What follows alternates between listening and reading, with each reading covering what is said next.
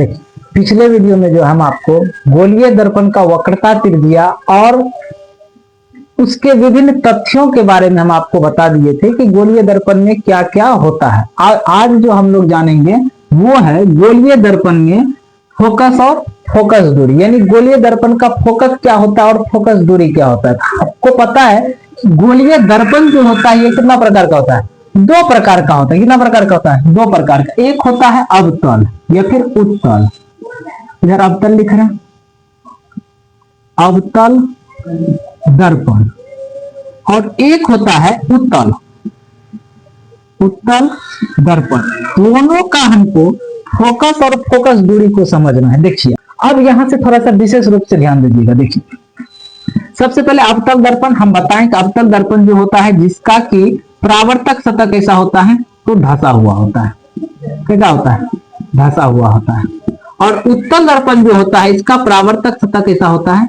उठा हुआ होता है, यानी इसमें हमको गोला के अंदर में पेंट करना है। अब देखिए हम आपको बताए थे कि दर्पण कोई भी हो, अवतल हो या उत्तल हो, सब चीज का एक सिस्टम बना हुआ है। जैसे हम लोग रोड पे चलते हैं तो बायां साइड से चलते हैं, ठीक है, उसी तरह दर्पण में जब भी प्रकाश आएगा तो किधर से आएगा?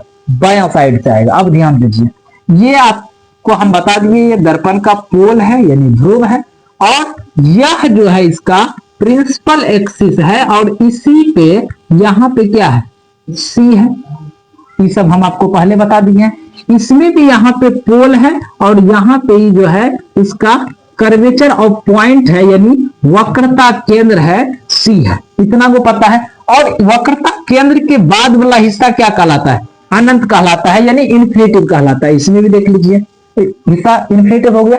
अब जो है हम आपको बताए थे, जब हम आपको समतल दर्पण में पढ़ाए थे कि अनंत से जो आने वाला प्रकाश का किरण होता है वो कैसा होता है? समांतर होता है। जब देखिए कि जब अवतल दर्पण में अनंत से कोई प्रकाश का किरण दर्पण पे पड़ेगा, यह है प्रकाश का किरण दर्पण पे पड़ेगा। देखिए बायां साइड से ध्यान रखिएगा, दर्पण कोई भी हो उसमें प्रकाश किधर से आएगा? बायां साइड से आएगा। हम लोग रोड पे किधर से चलते हैं? बायां साइड से चलते हैं। तो प्रकाश जब आया तो दर्पण से परावर्तन के बाद ये बताइए कि यह प्रकाश किधर मुड़ेगा? ऊपर मुड़ेगा कि नीचे मुड़ेगा?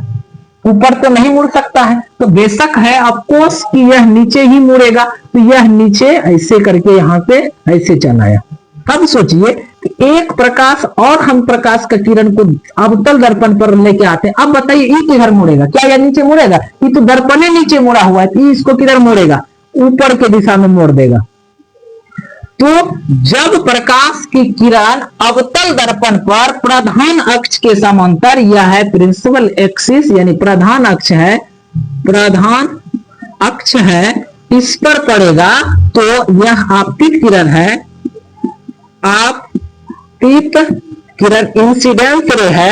यह जब अवतल दर्पण पर पड़ेगा तो दर्पण से परावर्तन के बाद प्रधान अक्ष के जिस बिंदु पर जाकर मिल जाएगा उसे ही हम क्या कहेंगे? फोकस कहेंगे। बात को फिर से समझिए। देखिए जब अवतल दर्पण पर प्रकाश पड़ा तो समांतर, प्रधान अक्ष के समांतर प्रकाश पड़ेगा, तो दर्पण से परावर्तन के बाद जिस बिंदु पर जाकर मिलेगा, इधर से ई भी गया, इधर से ई भी ऊपर, तो प्रधान अक्ष के जिस बिंदु पर ये दोनों एक दूसरे को मिल के इधर से ही तो क्रॉस होकर निकल जाएगा। लेकिन जहां पे यह एक दूसरे को काटेगा उसी को हम लोग क्या कहते हैं? फोकस कहते हैं। उसी को हम लोग क्या कहते हैं? अब फोकस कहते हैं। और इसी रूप से अगर फोकस को हम नाप देंगे तो उसी का नाम क्या हो जाएगा? उसी को हम कहते हैं फोकस दूरी। एक बात ध्यान में रखिएगा कि दर्पण कोई भी हो, कोई भी दूरी, सभी दूरियां दर्पण के ध्रुव से नापा जाता है। अब सोचिए कि पिछले वीडियो में हम आपको बताए थे कि जब ध्रुव से कर्वेचर के बीच का दूरी को नापेंगे उसको कहेंगे वक्रता त्रिज्या। अब जब ध्रुव से यानी पोल से फोकस के बीच की दूरी को नापेंगे उसको हम कहेंगे फोकस दूरी। सीधा बात है, फोकस को नापे तो फोकस दूरी, अब वक्रता त्रिज्या को नापे तो वक्रता त्रिज्या, वक्रता केंद्र को नापे तो वक्रता त्रिज्या हो गया। तो इसका नाम क्या हो गया? इसको हम कहेंगे फोकस दूरी। अब देखिए इसमें उत्तल में समझिए ना, तो इसका पूरा कंप्लीट कर देते हैं। देखिए जब अवतल दर्पण पर प्रधान अक्ष के समांतर समांतर प्रकाश आपतित होती है, प्रकाश आपतित होती है तो वह दर्पण से परावर्तन के बाद जिस बिंदु पर मिलती है, जिस या फिर प्रधान अक्ष के जिस बिंदु पर मिलती है, प्रधान अक्ष के जिस बिंदु पर मिलती है उसे दर्पण का या अवतल दर्पण का फोकस कहते हैं। ध्यान से समझिए। देखिए इस सब पे उतना ध्यान नहीं दीजिए, बात को खाली समझ लीजिए कि जब प्रधान अक्ष के समांतर कोई प्रकाश का किरण आएगा तो दर्पण से परावर्तन यानी टकरा के लौटेगा जब ना, तो प्रधान अक्ष के जहां पे जाके ही काट देगा ना, प्रधान अक्ष जहां पे मिलेगा उसी को हम क्या कह देंगे, उसी को हम कह देंगे कौन चीज, फोकस। अब ध्रुव से फोकस को जब नाप देंगे तो उसी का नाम क्या हो जाएगा, उसी का नाम क्या हो जाएगा, फोकस दूरी। तो अवतल दर्पण का फोकस कहते हैं। ध्यान दीजिएगा, फोकस को एफ से, कैपिटल एफ से सूचित किया जाता है, किया जाता है।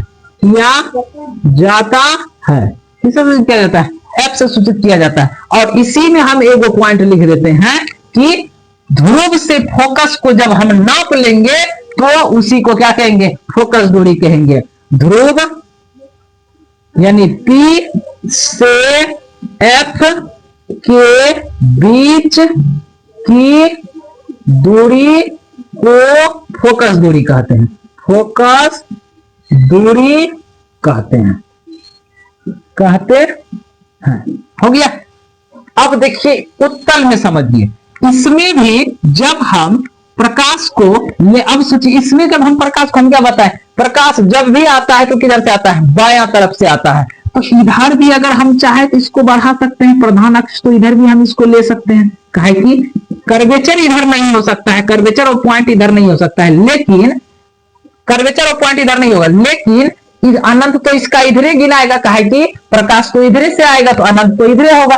अब सोचिए कि इसमें भी प्रधान काल्पनिक रूप से प्रधान अक्ष के समांतर अगर कोई प्रकाश का किरण इस पे आपतित होता है, जब उत्तल दर्पण पर प्रकाश की किरण प्रधान अक्ष के समांतर आपतित होता है, कि प्रधान अक्ष के समांतर है, क्योंकि यह कहां से आ रहा है, अनंत से आ रहा है, यानी इन्फिनिटी से आ रहा है। और अनंत से आने वाला प्रकाश का किरण कैसा होता है, समांतर होता है। तो सोचिए कि यह दर्पण पे पड़ा और टकरा के किधर जाएगा, नीचे आएगा तो ऊपर जाएगा, तो आप कहिएगा ऊपर जाएगा, तो इसको है यहाँ ऊपर भेज देते हैं, ये परावर्तित होकर इधर चल गया, इधर से आया था, इसमें ये परावर्तित होकर इधर आया है। अब थोड़ा सा और देखिए, यह जो प्रकाश का किरण है इस पे पड़ेगा, इधर मुड़ा हुआ है, तो इस प्रकाश को भी क्या करेगा, इधर मचाड़ देगा, इधर चला आया, इधर चला है, इधर चला है। अब ध्यान से तनिक को समझिए कि जब यह हम अब इन किरण को अगर यहां से कोई देखे तो इसको क्या लगेगा, कहां से आ रहा है, इसको बुझाएगा कि दर्पण के पीछे से कहीं से आ रहा है। और इसको अगर कोई देखेगा तो इसको क्या लगेगा कि यह भी दर्पण के पीछे से आ रहा है, यही आपका फोकस हो गया। तो यानी जब भी अवतल दर्पण या उत्तल दर्पण में प्रधान अक्ष के समांतर कोई प्रकाश की किरण दर्पण पर पड़ता है, तो दर्पण से परावर्तन के बाद जहां पे मिलेगा उसको फोकस कहेंगे। और उत्तल दर्पण में जहां से आता हुआ प्रतीत होगा, आ नहीं रहा है लेकिन हमको लग रहा है इस किरण को देखने के बाद कि यह तो इसी सीधा में का है, प्रकाश तो सीधा रेखा में चलता है। तो सोचिए अगर हम इसको देखेंगे तो हमको लगेगा, ऐसे देखेंगे तो लगेगा भाई यहाँ से आ रहा है, इसी को हम क्या कह देंगे, फोकस कह देंगे। यहां भी सेम उसी तरह से, जैसे ध्रुव से फोकस के बीच का दूरी को नापेंगे उसका नाम क्या हो जाएगा, फोकस दूरी। अब एक बात समझिए कि उत्तल दर्पण का जो फोकस है कहां है, दर्पण के पीछे। और हम आपको बताए थे ये सब दर्पण के पीछे जाएगा वो क्या कहलाएगा, वह काल्पनिक कहलाएगा, और जो दर्पण के आगे आएगा वो क्या कहलाएगा, वो वास्तविक कहलाएगा। तो इसका हम लिख देते हैं डेफिनेशन के तहत, जब उत्तल दर्पण में प्रकाश प्रकाश समांतर आपतित होती है, समांतर आपतित होती है तो वह दर्पण से परावर्तन के बाद, बताइए इसमें कहीं मिलेगा नहीं, लगेगा कि पीछे से आ रहा है। दर्पण से परावर्तन के बाद जिस बिंदु से आती हुई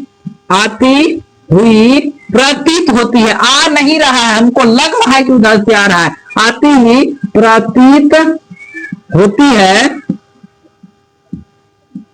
उसे उत्तल दर्पण का फोकस कहते हैं, फोकस कहते हैं।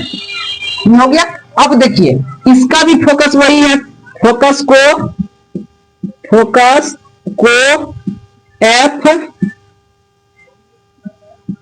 से सूचित किया जाता है, किससे सूचित किया जाता है? एफ से सूचित किया जाता है। अब देखिए इसमें भी वही, जब ध्रुव से फोकस दूरी, फोकस को हम नापेंगे, नाप तो नहीं सकते हैं, काल्पनिक रूप से नाप पाएगा, उसी को हम क्या कहते हैं? फोकस दूरी कहते हैं। यहां पर हम लिखिए दिए कि, और स्टार में डाल देते हैं, ध्रुव से फोकस के बीच की दूरी को फोकस दूरी यानी स्मॉल में एफ कहते हैं। ध्यान से देखिए, ध्रुव से फोकस की दूरी को क्या कहते हैं? फोकस दूरी कहते हैं। और फोकस दूरी को किससे लिखा जाता है? स्मॉल एफ से, छोटकी एफ से लिखा जाता है। और अब बड़की एफ से फोकस को दर्शाया जाता है और छोटकी एफ से फोकस दूरी को दर्शाया जाता है। अब थोड़ा सा ध्यान से समझिए कि उत्तल दर्पण का जो फोकस था वो कहां था? दर्पण के पीछे। उत्तल दर्पण का जो कर्वेचर था वो कहां था? दर्पण के पीछे। अवतल दर्पण का जो फोकस था वो कहां था? दर्पण के आगे। जितना चीज दर्पण के आगे होगा वह वास्तविक गिनाएगा और जितना चीज दर्पण के पीछे जाएगा वो काल्पनिक गिनाएगा। अब बताइए कि उत्तल दर्पण का फोकस वास्तविक होता है कि काल्पनिक होता है? क्या होता है? दर्पण के पीछे है, क्या होगा? काल्पनिक। यहां हम लिख देते हैं, उत्तल दर्पण का फोकस काल्पनिक होता है, काल्पनिक होता है। कैसा होता है? काल्पनिक होता है। और अवतल दर्पण का फोकस तो दर्पण के सामने है, इसका फोकस क्या होगा? वास्तविक होगा। उधर लिख देते हैं, अवतल दर्पण का फोकस वास्तविक होता है, वास्तविक होता है, होता है। आगे समझ में, देखिए आगे सबको समझ में आ गया। उत्तल गोलीय दर्पण का फोकस और फोकस दूरी क्या होता है? ध्यान से आप एक बार रिवाइज कर दीजिए। देखिए, जब अवतल दर्पण में प्रकाश की किरण प्रधान अक्ष के समांतर आपतित होता है, वह दर्पण से परावर्तन के बाद जिस बिंदु पर जाकर मिल जाएगा, प्रधान अक्ष के जिस बिंदु पर मिल जाएगा उसी को हम क्या कहेंगे? उसी को हम कहते हैं फोकस। और फोकस को किससे सूचित किया जाता है? कैपिटल एफ से सूचित किया जाता है, बड़की एफ से सूचित किया जाता है। और ध्रुव से जब फोकस के बीच के दूरी को हम नाप लेंगे वही उस दर्पण का क्या हो जाएगा? फोकस दूरी हो जाएगा। वही उस दर्पण का क्या हो जाएगा? फोकस दूरी होगा। जो अवतल दर्पण का जो फोकस होता है दर्पण के सामने होता है, और दर्पण के सामने वाला चीज क्या होगा? वास्तविक होगा। जो हमारे सामने है वो वास्तविक है, और जो हम सोच रहे हैं, कल्पना कर रहे हैं, वो क्या कहलाएगा? काल्पनिक कहलाएगा। ठीक है, जैसे कि इसमें देखिए, अब उत्तल दर्पण के में थोड़ा सा देख लीजिए। उत्तल दर्पण में प्रधान अक्ष के समांतर, प्रधान अक्ष के समांतर जब प्रकाश की किरण आपतित होगी तो दर्पण से परावर्तन के बाद ये तो अलग चल जाता है, दूर चल जाता है, तो लेकिन इस प्रकाश की किरण को देखने के बाद हमको ऐसा लगता है यह दूर कहीं दर्पण के पीछे से आ रहा है, क्योंकि प्रकाश तो हमेशा सीधा रेखा में चलता है, तो ऐसा तो हम नहीं देख सकते। सोचिए कि इधर से ही आ रहा है, इधर से ही है। अगर कोई इसको देखेगा तो इसको नहीं लगेगा कि इसी सीधा में आ रहा है। क्या इसको ऐसा लगेगा कि इधर से आ रहा है? नहीं लगेगा। इसको लगेगा कि इधर से आ रहा है। तो जब इस किरण को हम देखे तो हमको लगा दर्पण के पीछे से आ रहा है। दूसरा भी हम किरण यहाँ पे दर्पण पर आपतित किए, लेकर आए, तो ई भी टकरा के इधर ई दिशा में चल गया, और इसको अगर कोई देखेगा तो इसको लगेगा कहां से आ रहा है? तो दर्पण के पीछे से आ रहा है। तो उत्तल दर्पण का जो फोकस होता है, उत्तल दर्पण में जब प्रकाश की किरण प्रधान अक्ष के समांतर पड़ता है, तो याद रखिएगा, यानी अनंत से आने वाला प्रकाश क्या कहलाता है? समांतर। तो जब प्रकाश की किरण आपतित होती है तो दर्पण से परावर्तन के बाद हमको लगता है कि यह दर्पण के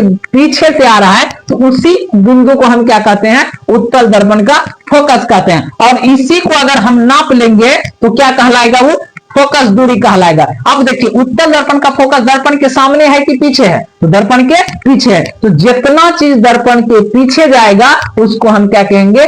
काल्पनिक कहेंगे। तो उत्तल दर्पण का फोकस बताइए क्या होता है? वास्तविक होता है कि काल्पनिक होता है? काल्पनिक होता है। अवतल दर्पण का फोकस क्या होता है? वास्तविक की काल्पनिक? वास्तविक होता है, क्योंकि यह दर्पण के सामने था। और याद रखिएगा, दर्पण में सभी डिस्टेंस, जितना दूरी है, कहां से नापा जाता है? ध्रुव से नापा जाता है। कहां से नापा जाता है? ध्रुव से नापा जाता है।